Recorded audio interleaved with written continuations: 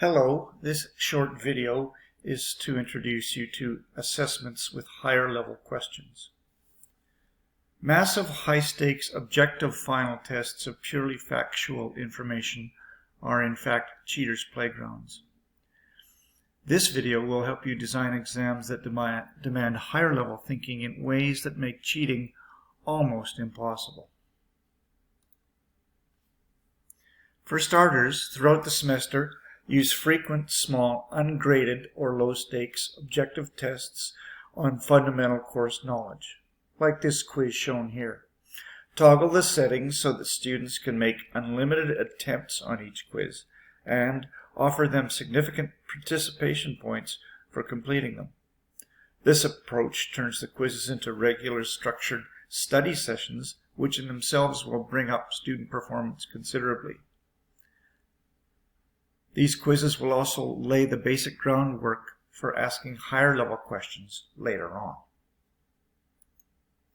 So later on your graded unit assessments and also on midterm exams and your final exam, use only a few select higher order questions to test your students for their sophisticated understanding of the material and for their ability to apply it to real-world concerns.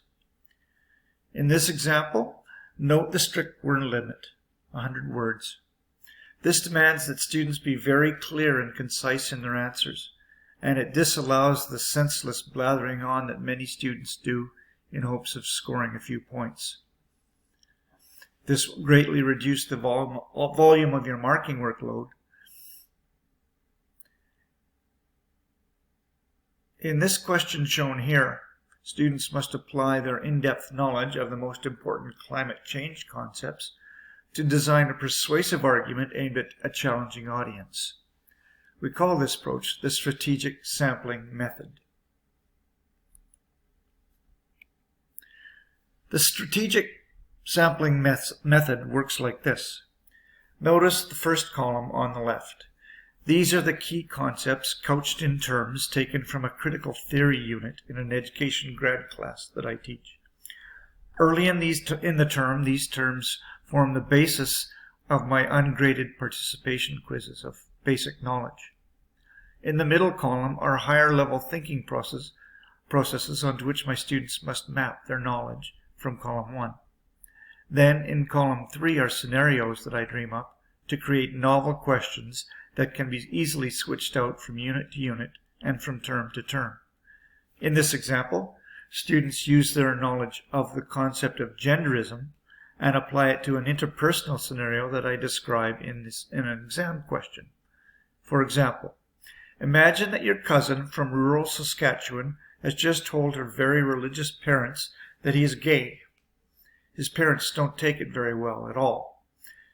Drawing on your knowledge of genderism, what might you say to your aunt and uncle to help them cope in this difficult moment? Questions like this are almost impossible to cheat on, especially if you impose strict time limits on your exam. As you can imagine, the lines I have drawn here could have theoretically crisscrossed the page up to 2,000 times. Of course, some of those combinations won't actually work in practice, but nevertheless, this strategic sampling method gives rise to so many possible combinations that students would find it impossible to predict which combinations will appear on a test, and so they have no real hope of pre-preparing answers. As I said, with regards to students sharing their ideas during the exam, strict time limits will prevent them from having the time to engage in those kinds of conversations.